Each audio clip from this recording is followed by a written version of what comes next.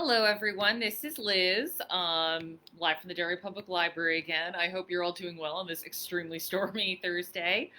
So, I am here to give film recommendations for Amazon Prime. I almost said Hulu and Netflix, but Amazon Prime and Netflix, or Amazon Prime and Hulu. Third time is a charm. So we're going to start out with Hulu. I only have three picks there for today. The first is a film that I recommended as a DVD that we have here, and that is the film The Assistant. This is one of the few movies I got to see in theaters this year.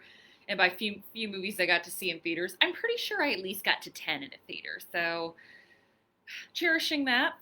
This is about a young woman. She's in New York. She is the assistant to a producer. She has aspirations to be a producer herself one day, and she starts to realize, or I should say, suspect that her boss might not be acting very well. There's obviously allusions to like the Harvey Weinstein situation that we have, where producers actively use their power to assault and intimidate women. And the thing I liked about this movie is that it in no way tried to condone the acts that were happening or excuse the men in power, but it does show how this stuff kind of gets swept under the rug because the people who want to do something about it are completely beaten down to the point where it's like, just don't bother, keep looking ahead, and in some ways make sure it's not you. There's a heartbreaking scene where the main character goes to HR just to kind of say, like, hey, I think something's happening. And the HR director just says, I have 400 resumes right here, and I can replace you within an hour. So it is a good look at how the culture of intimidation and the cycle of abuse continue. So I would say have a stiff drink for it, but I think The Assistant is a great movie, and it's definitely on my top 10 for this year. Up next, definitely something a little more lighthearted. If you are a Lin-Manuel Miranda fan, you are going to love this documentary. It's called We Are Freestyle Love Supreme. This is basically Lin-Manuel Miranda before he became Lin-Manuel Miranda.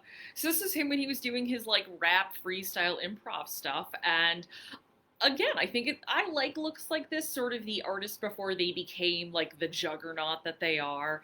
And I think it just goes to show that Lin-Manuel Miranda is a not only an incredibly talented person, but someone who is very aware, someone who works hard and is very aware of where he came from and how hard it took him to get there. The third movie I'll recommend, this is not for everyone, but I'm recommending it because the director directed The Florida Project, which is one of my favorite films of the 2010s. And this is called Tangerine. So it's about two transgender women, and they're actually played by transgender women. No Jared Leto aping for an award here. And I forget if it's a Christmas Eve or Christmas Day, but it's sort of a day in the life. It's definitely chaotic. It was all filmed on an iPhone. I like it because it is a type of guerrilla filmmaking that I don't want to say we don't see anymore, but there is a level of not unprofessionalism, but definitely very scrappy. It's very like these people set out to be like, we're making this movie, and it number one shows that Sean Baker's a talented actor, talented director, but the women who act in this are really talented as well. I mean, it definitely gets a little raw and raunchy at points, but it is overall a comedy still.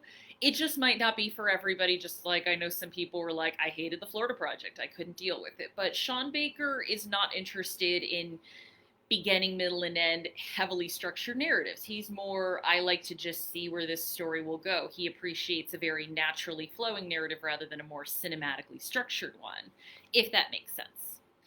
So, on to Amazon Prime. Let's get 80s here. Prime 80s Arnold Schwarzenegger with The Running Man. I love The Running Man, and so I'm going to tangent for a bit. There was this movie from Japan called Battle Royale where it was a bunch of kids were fitted with electronic collars and had to fight until there was only one left. That came out in the early aughts. When the Hunger Games came out, there were a whole bunch of people who were like, oh, it's just ripping off Battle Royale. And I say, hush, because both of those properties owe a lot to The Running Man. In fact, The Running Man is probably one of the most prescient films ever made. It predicted reality TV culture. It predicted the sadism of reality TV culture, and it's also just a lot of fun. It doesn't take itself too seriously, but I would put it in terms of RoboCop, where I don't think the creators meant it to have the impact that it did, but it ended up being, again, an incredibly prescient film. But yeah, Peak Arnold, man, he's great. Up next, if you want a good thriller, I would say Panic Room. I miss Jodie Foster in movies, as she is one of my favorite actresses, and she is great in here as a mom. She and her daughter, they find out someone broke into their house, so they have to hide in their panic room. You must have a lot of money if you can have a panic room. But again, that aside, it's a great film that is a good exercise in tension and fantastic Jodie Foster performance. Also, young Kirsten Stewart is in this. So yeah, again, everyone, just as I said about Robert Pattinson, please leave Kristen Stewart alone for being in Twilight. She's paid her dues. She's in good movies now. Up next, if you'd like a romantic drama with an emphasis on the drama, I'm going to recommend a movie directed. I'm blanking on the director's name now. One moment. Sue Brooks. It's an Australian film starring Toni Collette, another actress that I absolutely adore. And if I may go off on another little side note, in a just world, she would have won the Oscar for Hereditary, but I digress. This is called Japanese Story, and it is about a woman. She lives in Perth, Australia. She's actually pretty high up in the company she works at, and she's talked into being a guide for a visiting Japanese businessman. And at first, he kind of treats her very much a little bit like a servant, so definitely a little bit of a culture clash, but they become romantically entangled. And then that romantic entanglement goes places. I remembered really liking this movie when I saw it. I think I saw it just because I was a teenager and obsessed with all things Japan. And I'm like, Japanese Story. This will be great. And being like, oh, it's a very different movie than what I was expecting. But sometimes those movies are good. I like surprises.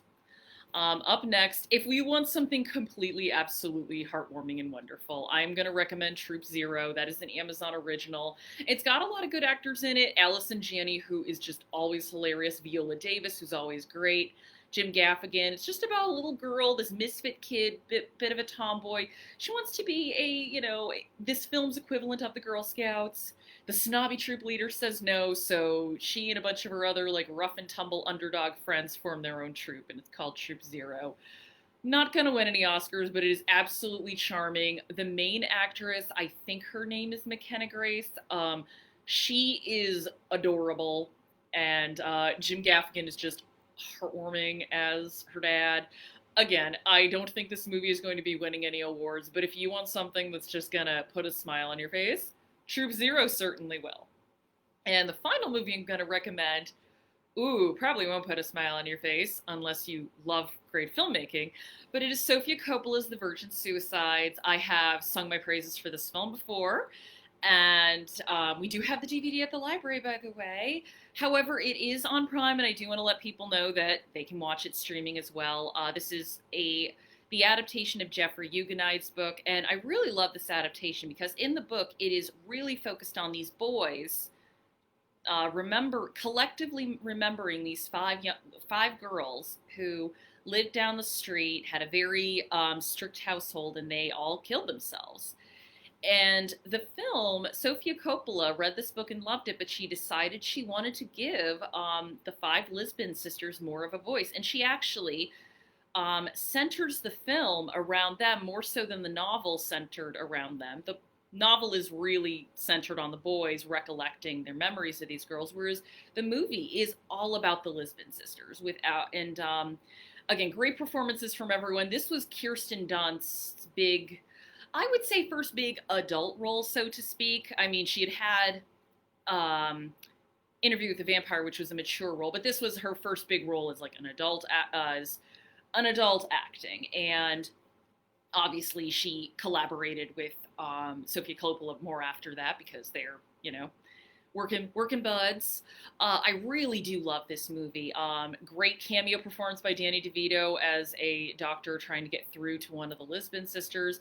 James Woods is delightfully non-creepy. It's probably the hardest role he's ever had to play, as this kind of Ned Flanders-esque dad, and there's a sadness in this movie because ultimately we don't have any answers, just like the book, as to why these girls took their lives. All we have are clues. But the thing I like about this movie is you get a wonderful view of who these girls were and actually who they could have been. And I think Sophia Coppola does a fantastic job. Every time I watch this, I'm like, man, this is her debut feature. That is knocking it out of the park. So I'll stop rambling about that, but hopefully you'll check some of these movies out, and I will see you later.